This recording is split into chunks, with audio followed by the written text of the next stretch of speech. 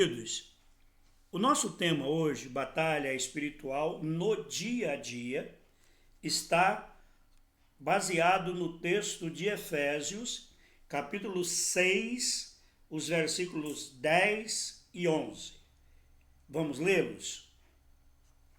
Quanto ao mais, sejam fortalecidos no Senhor e na força do seu poder.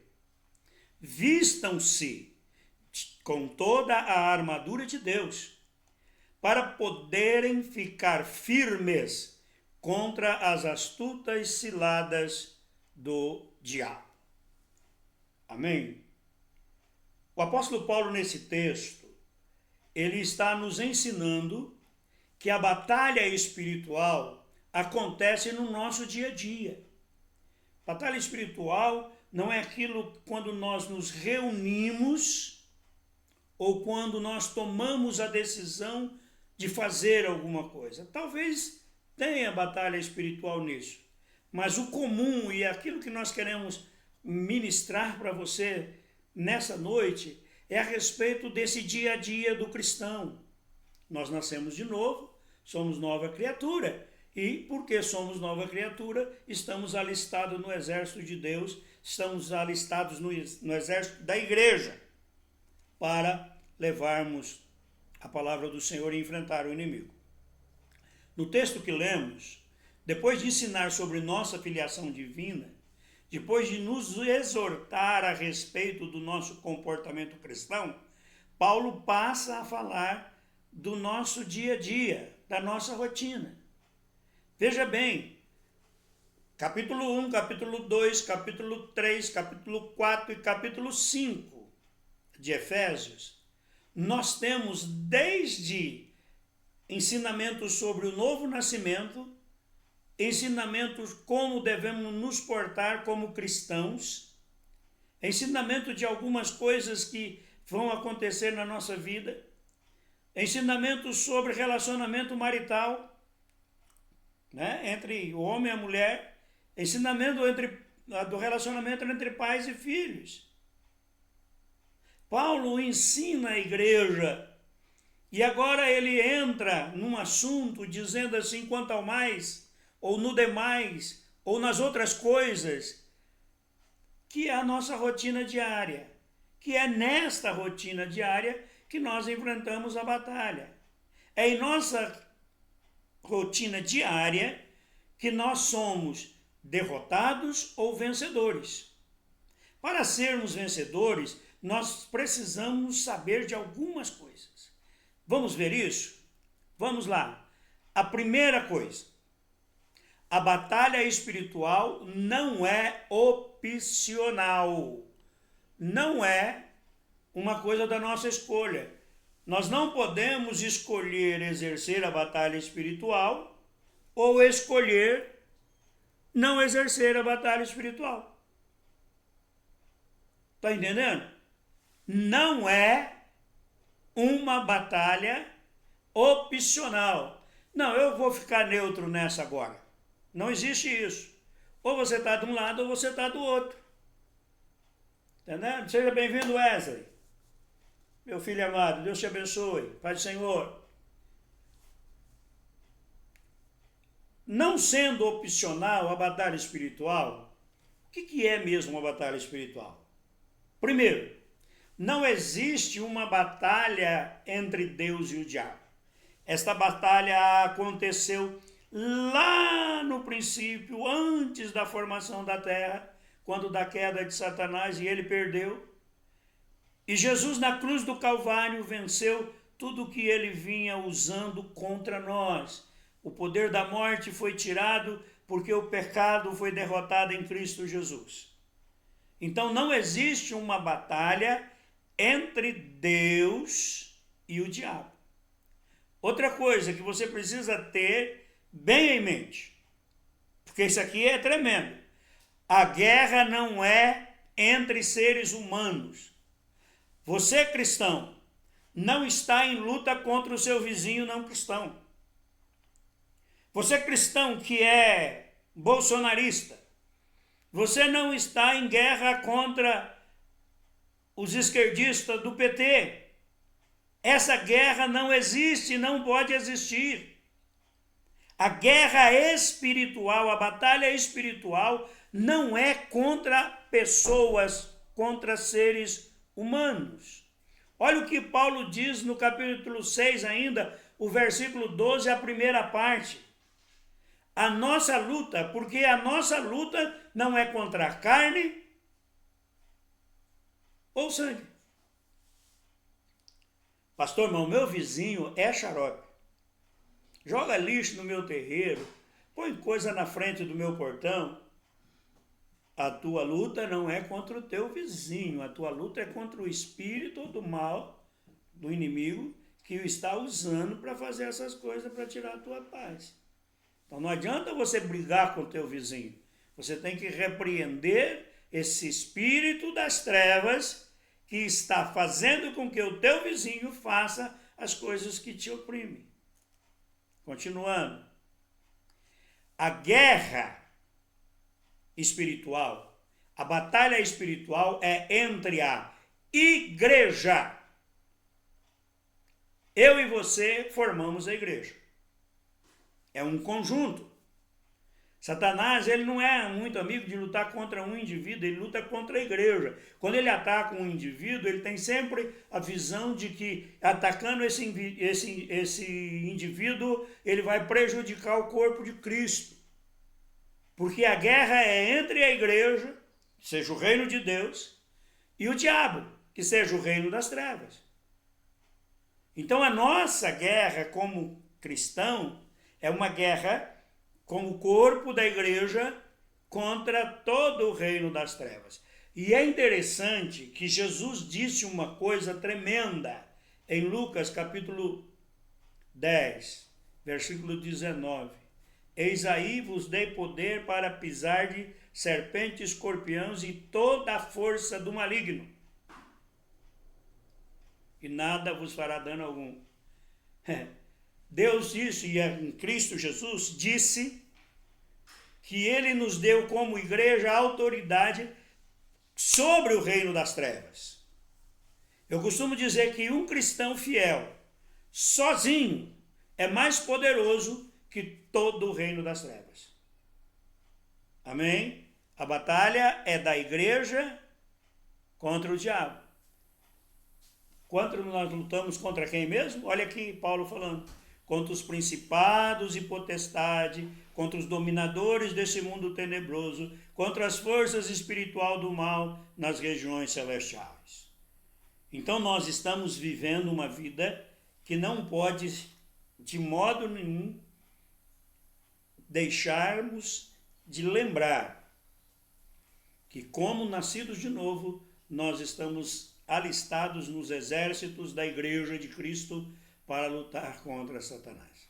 É por isso que eu sempre falo aqui, congregue, procure uma igreja grande, pequena, do jeito que você se sinta melhor, congregue.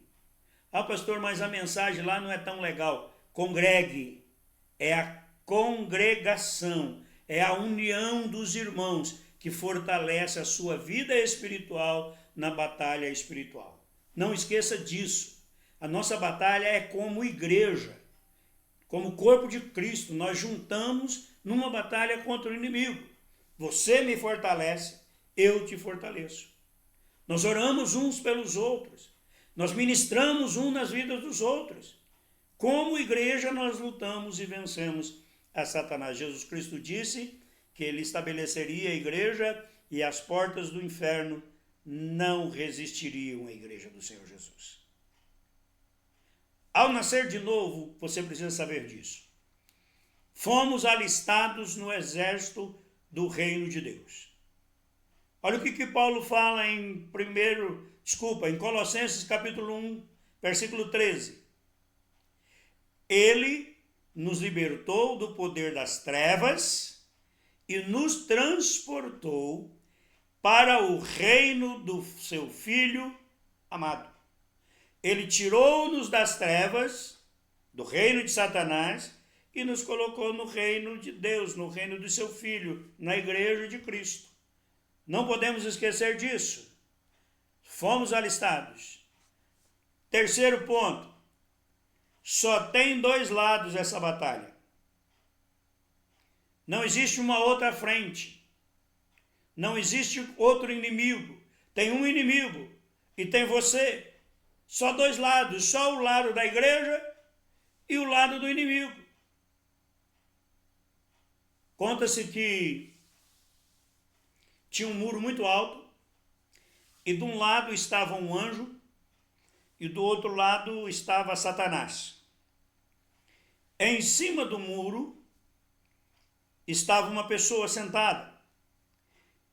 Conta-se que o anjo chamava aquela pessoa, convidava aquela pessoa para vir a Jesus, nascer de novo, ser cheio de Deus.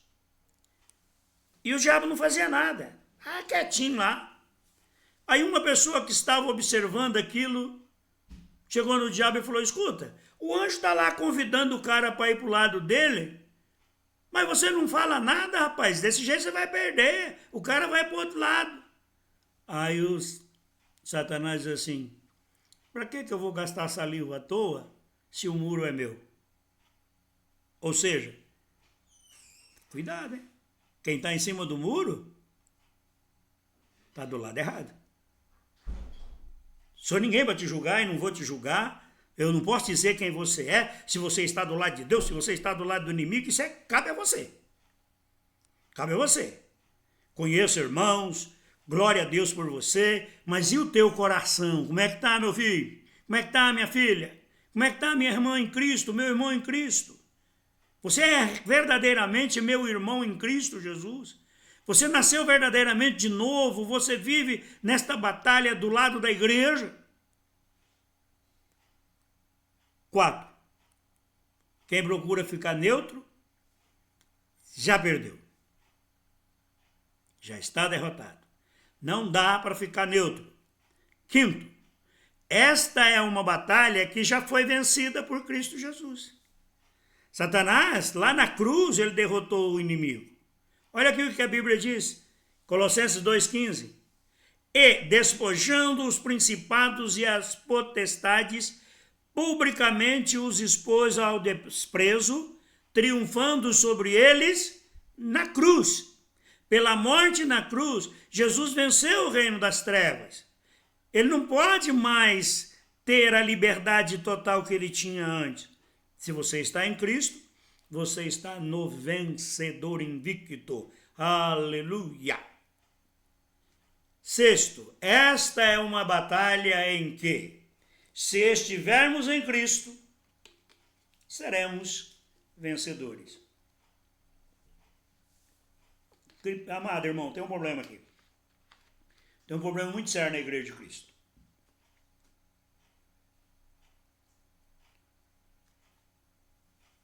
Muitos não sabem ou não têm certeza se nasceram de novo. Muitos nasceram de novo e se esfriaram tanto na fé que eles não têm mais noção de que são nova criatura. Vivem como homens comuns, meros seres humanos. Meros seres humanos. Não, querido. Quem nasceu de novo em Cristo Jesus é filho. Mesmo que você se torne um pródigo e que você se afaste, você continua como filho e o Senhor chamando você, buscando você. Lembra-se da parábola do filho pródigo. Quando ele se arrependeu e voltou, o que o pai disse? Ele é meu filho. Ele nunca deixou de ser filho. Ele voltou ao lar, recebeu lá as roupas, recebeu a sandália, recebeu o anel, o sinete, que dava a ele a garantia da herança. Nós precisamos entender que só se nasce de novo uma vez. Você nasceu de novo em Cristo Jesus, você ouviu o Evangelho, você creu no Senhor Jesus, você convidou o Senhor Jesus para vir morar na sua vida. Se você não fez isso, faça. Faça aquela oração simples do pecador. Jesus, eu creio que Tu és o Deus que veio a este mundo. Eu abro o meu coração e te convido, entra na minha vida, toma posse da minha vida, seja Senhor da minha vida. Eu te recebo como meu Senhor. Meu querido, no momento que você fizer essa oração e deixar tudo aos pés de Cristo, Ele vai mudar a tua história para sempre. Você nasceu de novo. É uma nova criatura. Você entendeu tudo até aqui? Sobre a existência da batalha espiritual? Se você tiver alguma pergunta, faz um comentário aí, coloca a tua pergunta, que mais para frente vai aparecer aqui e eu respondo. Você entendeu que existe uma batalha que não é contra seres humanos, mas é a nível espiritual, e que você, por mais que você não queira, você está alistado nela e você está guerreando dia a dia, todos os dias? Você já parou para pensar que quando os acidentes no teu trabalho começam a ser corriqueiros e repetidos, pode ser uma obra do teu inimigo? Você já percebeu que você é assolado por pensamentos que não são teus, mas que aparecem na tua cabeça? Você já teve pensamentos de morte? Ah, que bom seria que eu morresse, porque está tão ruim aqui. Um pensamento que não está nem aí. Batalha espiritual. Demônios escalados pelo inimigo para roubar você. Lembre-se disso. Amém? Pai do Senhor, irmã Maria Estrou, minha amiga Bila, Deus te abençoe, minha filha. Pai do Senhor Jesus, Senhor Jamil está por perto também, a paz do Senhor. Então, nós já falamos aqui sobre o que é a batalha espiritual. Não é uma batalha de Deus contra o diabo, é uma batalha da igreja do Senhor Jesus contra Satanás, contra o reino das trevas. Nós já entendemos que não existe possibilidade da igreja perder, é só a igreja andar em comunhão com Cristo, que já é mais que vencedora em Cristo Jesus. E que existem coisas, às vezes o inimigo quer isolar você para atacar você e derrubar você. É por isso que eu continuo sempre dizendo, vou repetir, disse agora há pouco, vou dizer de novo, congregue. Assista às lives, mas congregue. Não seja só a live o seu ponto de comunhão com Deus. Eu amo vocês, quero estar sempre junto com vocês, mas vocês precisam congregar. Por mais que seja numa igrejinha pequena, por mais que seja numa igreja diferenciada, mas você precisa estar lá, na comunhão dos irmãos, para ser abençoado. Continuando. Nesta batalha, como igreja de Cristo, nós temos uma armadura. Olha o que Paulo diz em Efésios, capítulo 6, do versículo 13 até o versículo 16. Por isso, peguem toda a armadura de Deus, para que vocês possam resistir no dia mau, e depois de terem vencido tudo, permanecer inabaláveis. Portanto, fiquem firmes, cingindo-se com a verdade e vestindo a couraça da justiça. Tenham os pés calçados com a preparação do evangelho da paz, segurando sempre o escudo da fé, com o qual poderão apagar todos os dardos inflamados do maligno. Usem também o capacete da salvação e a espada do Espírito, que é a palavra de Deus. Aleluia. Esse texto, Paulo diz que nós temos uma armadura de Deus e que nós devemos tomá-la. Quando Paulo escreveu Efésios, ele estava preso, lá em Roma. E tinha lá uns soldados que faziam um revezamento, guardando o prisioneiro. Muito provavelmente, Paulo estava olhando para aquele soldado vestido, com a armadura, e ele traz essa palavra para nós. Esse texto não é isolado na Bíblia, esse texto, você voltando atrás, lá em Isaías 59, vai falar dele. Mas, no grego que foi escrito o Novo Testamento, existem duas palavras para armadura. É elegal, que é a armadura do soldado comum. O soldado comum usa uma armadura que no grego ela é chamada de elegel. E o outro nome é panoplian. Panoplian é uma armadura do comandante da tropa, e que vem com um sino, com um sinete da autoridade maior que existe naquele exército. Ou seja, suponhamos que um tenente esteja comandando esta guerra, esta batalha.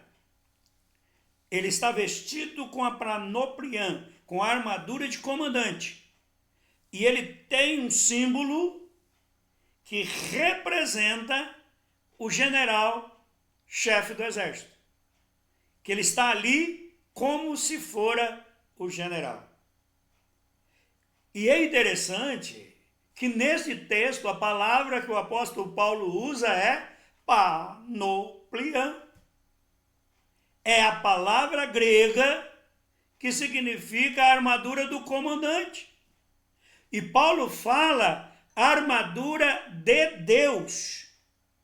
Paulo não diz que é a armadura do cristão. Mas ele diz que é a armadura de Deus, a couraça de Deus que nós precisamos colocar sobre nós. E eu vou falar um pouco agora das peças da armadura, e você vai ver que todas as peças remetem a Cristo Jesus. Remetem ao trabalho de Cristo Jesus. A primeira coisa que fala aqui é do cinto, cingivos. O cinto naquele tempo não era como os de hoje, né? Hoje nós usamos cinto que são umas tirinhas e tal. Mas naquele tempo parecia um cuecão, né? O cara colocava aquilo para proteger as suas genitais e até o pedaço da barriga, assim, e amarrava aquilo. E aquilo era feito de couro, um couro resistente, de maneira que se no combate alguma lança escorregasse e batesse nas partes baixas dele, não ia machucá-lo. Ele continuaria reprodutivo. O cinto protegia a região da reprodução. Qual é o cinto da armadura de Deus? É a verdade absoluta. Quem é a verdade? Jesus. Quem é a verdade? Jesus. Quem é a verdade absoluta? Deus Filho que se fez homem, viveu como homem, morreu como homem e ressuscitou como Deus. Ele pagou o preço ali na cruz. Ele é a verdade de Deus, a verdade que diz, olha, está pago o preço. A última palavra de Jesus foi tetelestai. É grego esta palavra que significa está pago. Eu paguei o preço. O cinto que nós usamos, da armadura que nós colocamos, é o conhecimento da verdade absoluta da pessoa de Jesus Cristo.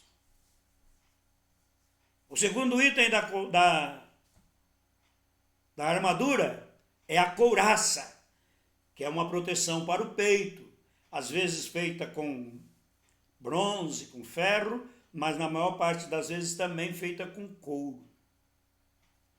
A couraça no exército de Deus, da armadura de Deus, é a justiça. Mas não é a tua justiça. Não é porque você é justo. Não é porque você é bom. Não. É a justiça imputada. A justiça que te foi dada, que foi colocada sobre você pela morte e ressurreição de Jesus. No momento em que Jesus morreu, no momento em que Jesus ressuscitou, no momento em que você recebeu Jesus como Senhor, você morreu para o mundo e nasceu para Deus. Deus carimbou você e disse: justo! Ele colocou sobre você a sua justiça, a justiça de Deus. Por isso que a armadura de Deus tem a justiça, não a tua, a de Deus, que é imputada a você, e ninguém pode dizer que você não é o que você é, e que Cristo e que Deus determinou que você fosse. Aleluia. A terceira peça da armadura é a bota, a sandália. Para que se usa um calçado? Para que os espinhos do caminho, para que as pedras do caminho não machuquem os pés, não fira os pés. Na caminhada espiritual tem muito espinho. Na guerra contra Satanás tem muita armadilha. E você precisa estar calçado. Essas botas, essas sandálias precisam estar nos seus pés para proteger a sua caminhada. E as botas da armadura de Deus é o Evangelho da Paz. O Evangelho da Paz nada mais é do que a boa nova de que em Cristo Jesus, na cruz do Calvário, você foi reconciliado com Deus e você agora tem pleno acesso a Deus. Não tem quem possa te ferir, não tem espinho, não tem pedra no caminho que possa te machucar, se você sabe que você está em paz com Deus. As botas são o Evangelho da Paz. O escudo. Escudo é uma peça, umas são maiores, outras são menores, dependendo o tipo de guerra que vai se fazer, dependendo a maneira que vai se usar. Ela é usada para rebater as pequenas frechas, para rebater uma batida, para livrar você de uns ataques mais a miúde. Na armadura de Deus, o escudo é a fé. Qual fé? A sobrenatural. Qual é a fé sobrenatural? É a fé que nós recebemos de Deus. Paulo, ainda falando lá, em Efésios, no capítulo 2, ele diz que nós somos salvos por meio da fé, e isso não vem de nós, é um presente de Deus. Nós ouvimos o Evangelho, com a nossa fé natural, nós demos ouvido, legal, de repente o Espírito colocou a fé sobrenatural em nós e nós gritamos: eu quero isso, eu me rendo a Jesus, ser Senhor da minha vida, Jesus. E essa fé sobrenatural, ela é forte o suficiente para te guardar dos dardos inflamados do maligno. Se Satanás jogar contra você flechas incendiárias, se Satanás tentar roubar você de um jeito ou de outro, e você está usando a armadura de Deus, a fé vai ser aquele lugar, aquela armadura, aquela peça, aquele escudo que você vai rebater e as setas do inimigo vai te jogar longe. Quero contar um pequeno testemunho aqui sobre fé, sobre crer no que Deus fez. Tinha na cidade um homem muito ruim. Ele abusava das mulheres, ele era muito forte, muito grande, então ele batia nos mais fracos, matava. Ele era um homem muito ruim. E por ele ter matado alguém, ele acabou sendo preso. E lá na cadeia, ele encontrou-se com Jesus Cristo através da pregação do Evangelho. Fora da cadeia, ele não dava ouvidos, não deixava ninguém encostar nele.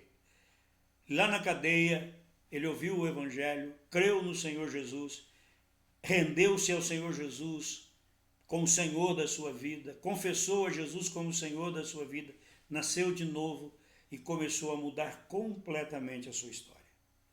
Passado um tempo, ele progrediu a pena, foi posto em liberdade, foi para a igreja, congregava.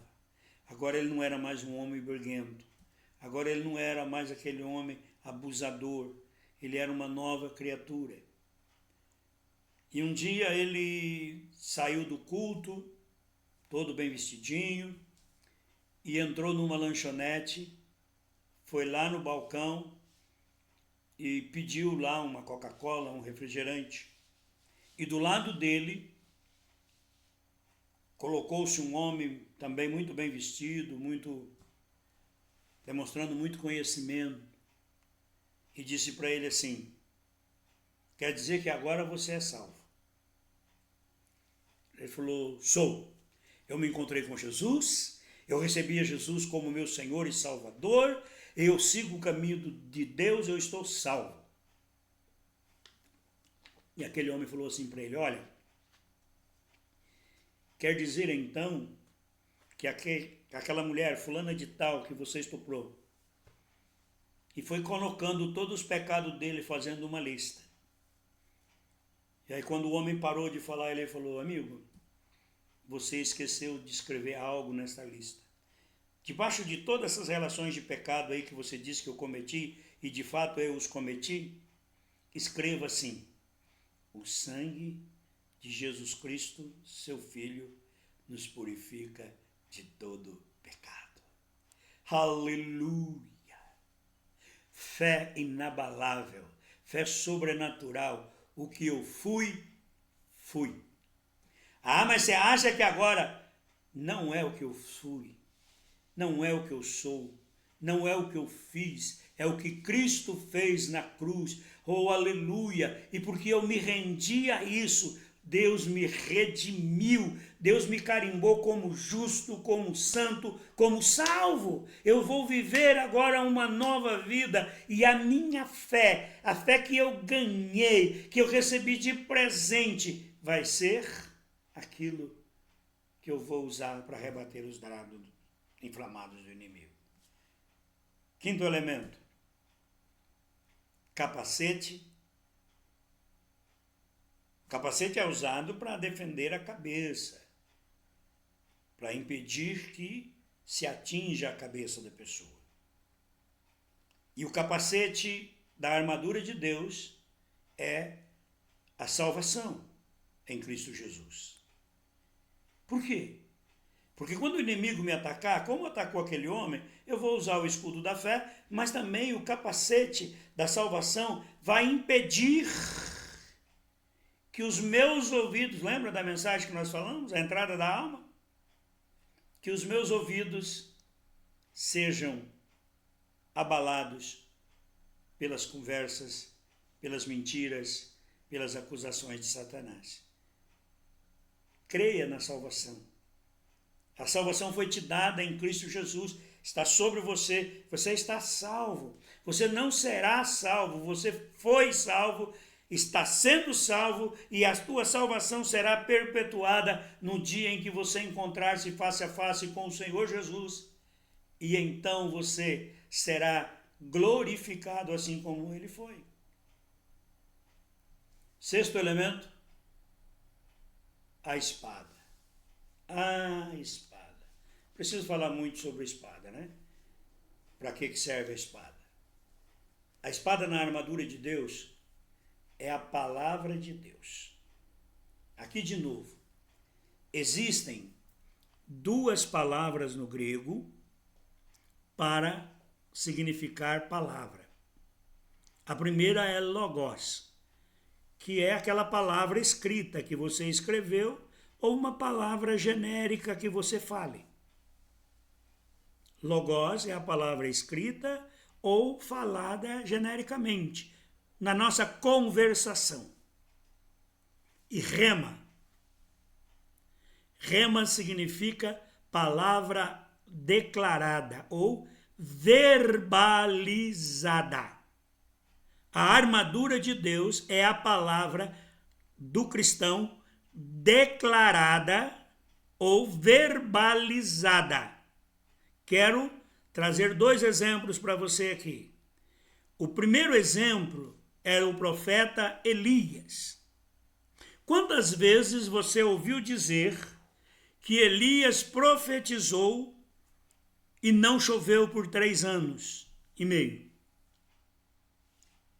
Mas no texto bíblico não diz que Elias profetizou. Interessante, né? O texto bíblico diz que Elias fez uma declaração. Olha aqui, 1 Reis 17:1. Então Elia, o tesbita, dos moradores de Gileade, disse a Acabe: tão certo como vive o Senhor, Deus de Israel, a quem sirvo, não haverá orvalho nem chuva nos próximos anos, a não ser quando eu disser. Uma profecia? Não. Uma declaração. Ele não está dizendo que é profecia. Se fosse profecia, ele diria assim: assim diz o Senhor. Ele está dizendo: olha, baseado em Deus, Deus é minha testemunha, que não vai chover mais, porque eu não quero que chova e eu não vou deixar chover por causa dessa minha palavra. Por que Elias tinha autoridade para falar isso e Deus selar essa palavra e acontecer? Por causa de Deuteronômio, capítulo 28, do versículo 15, depois do 23 ao 25. Esta era a base de Elias. Foi isso que Elias declarou. Vamos ler? Porém, se não derem ouvidos à voz do Senhor, seu Deus, deixando de cumprir todos os seus mandamentos e os seus estatutos que hoje lhe ordeno, então virão sobre vocês e os alcançarão todas estas maldições. Versículo 23. O céu sobre a sua cabeça, sobre a cabeça de vocês, será de bronze, e a terra debaixo de vocês será de ferro. Por chuva sobre a sua terra, o Senhor lhes dará pó e cinza, que descerão do céu sobre vocês até que sejam destruídos. Elias conhecia esse texto bíblico. Elias cria nesse texto bíblico. Acabe, rei de Israel, era mau, não servia o Senhor. Acabe tinha casado com uma gentia que era sacerdotisa de Baal. Acabe levou o povo a adorar outros deuses. Acabe levou o povo a se afastar do Senhor. Então Elias, tomando o que Deus tinha dito, olha, se vocês não cumprirem os mandamentos, e um dos mandamentos é não adorar imagem de escultura, é não se desviar de Deus. Elias usou isso para fazer aquela declaração. Deus assinou embaixo e não choveu. E é interessante que 3 anos e meio depois, Deus vai a Elias e fala: agora chega, agora eu vou fazer chover. Vai lá e fala para Acabe que vai chover. Você entendeu como Deus honra a declaração da palavra dele? Porque se Deus fizesse chover sem que Elias tivesse ido lá e dizer que vai chover agora, Deus estaria não desmoralizando apenas o profeta Elias. Deus estaria indo contra a sua palavra de que os adoradores de deuses estranhos não teriam chuva. Mas Deus leva Elias a fazer um desafio, e nesse desafio ele leva o povo de volta para Deus, e Deus manda a chuva. Elias dobra o joelho lá em cima do monte e começa a orar. E ansioso chama o rapaz que serve a ele e diz assim: dá uma olhada aí na nuvem aí, como é que tá? Tem nuvem de chuva? Tem não. E Elias orando, tem nuvem de chuva? Tem não. Elias orando, tem nuvem de chuva? Tem uma pequena nuvem, do tamanho da mão de um homem. Só essa pequenininha nuvem. Quantas vezes o céu está todo negro e a chuva não vem, não é verdade? Mas quando Elias viu falar, olha, tem uma chuvinha lá que é do tamanho de uma nuvenzinha, que é do tamanho da mão de um homem. Elias se levantou da oração, foi lá para Acabe e falou, vai embora, vai chover. Porque Deus estava honrando a palavra dele acima de tudo.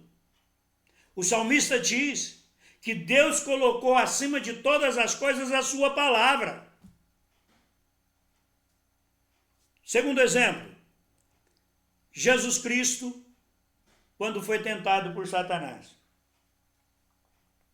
Quero ler aqui o texto para vocês.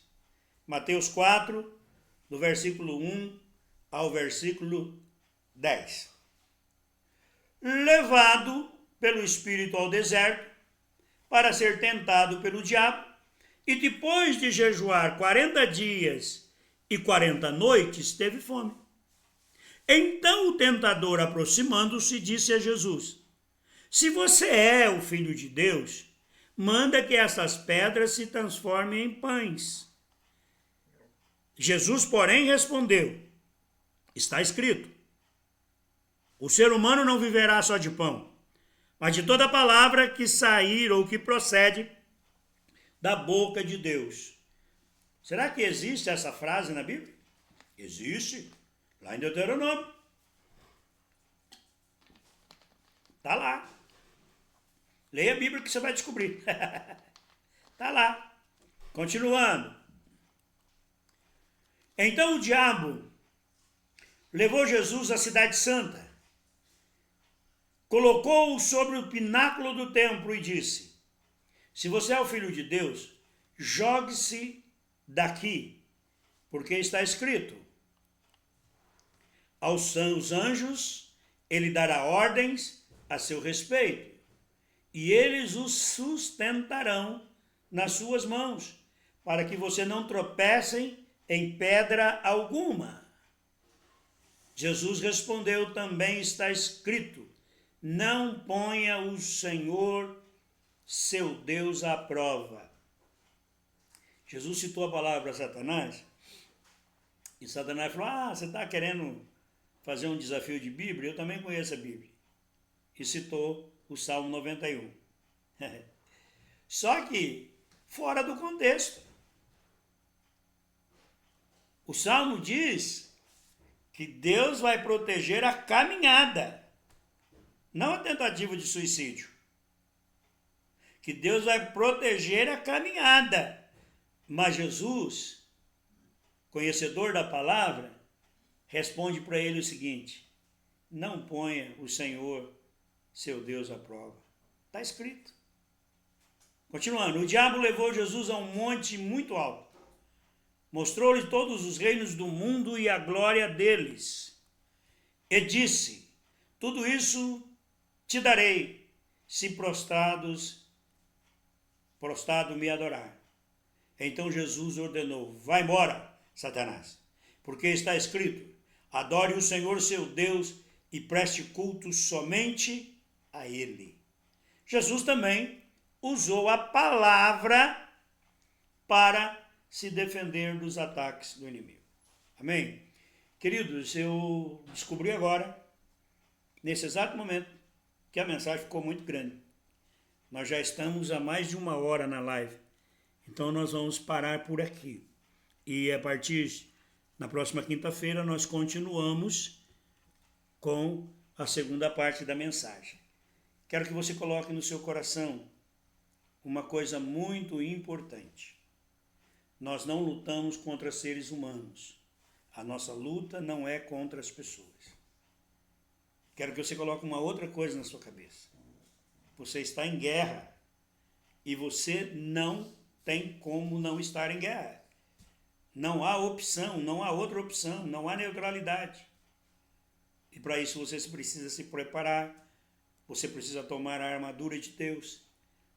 Como então eu visto a armadura de Deus? Como vestir a armadura de Deus? Estudando a palavra de Deus, aprendendo de Deus, lendo a Bíblia, para que você conheça tudo aquilo que o Senhor tem para você. Amém? Que Deus te abençoe. Muito obrigado por você ter estado até agora conosco. Nós, então, na próxima quinta-feira, continuaremos falando sobre batalha espiritual no dia a dia. Em nome do Senhor Jesus. Olha, eu quero fazer um pedido para você. Curta a nossa mensagem.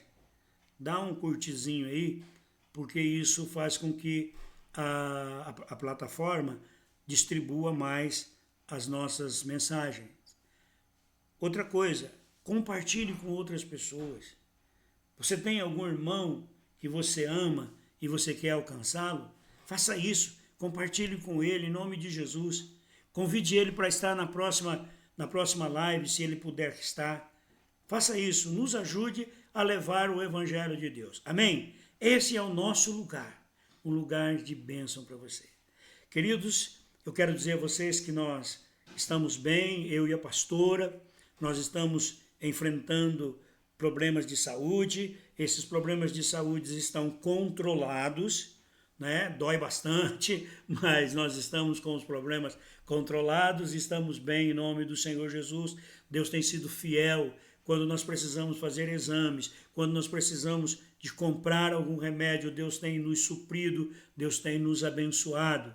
Nós moramos na chácara e estamos aqui vivendo momentos diferenciados de todos os outros que nós vivemos antes, porque morávamos na cidade. Agora nós levantamos de manhã, a pastora vai tirar o leite, eu vou ficar lá perto para ajudar ela a lidar com o bezerro que já está grande e está meio querendo mostrar que é taludinho, né? Depois eu vou fazer minhas tarefas de cuidar, de preparar a alimentação para as galinhas, preparar a alimentação para a porca.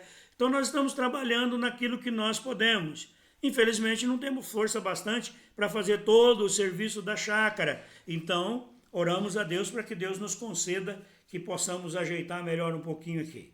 Ore por mim, ore pela minha esposa. A operação do joelho só falta marcar no meu joelho direito, né? Eu fiquei sabendo que vai ser colocada uma prótese no meu joelho, porque não tem mais o menisco, então eles vão colocar uma prótese. E eu conversei com a mulher lá do hospital de Rio Brilhante e ela me informou que muito provavelmente no mês de maio saia a data da operação, né? A operação para maio, e eu seja operado. Ore por Deus, ore por mim para Deus, para que isso se resolva e aí a gente vai começar a pensar no joelho esquerdo. Mas também você pode orar por mim, o meu joelho esquerdo ser curado. Eu creio. Eu estou orando para isso. E você?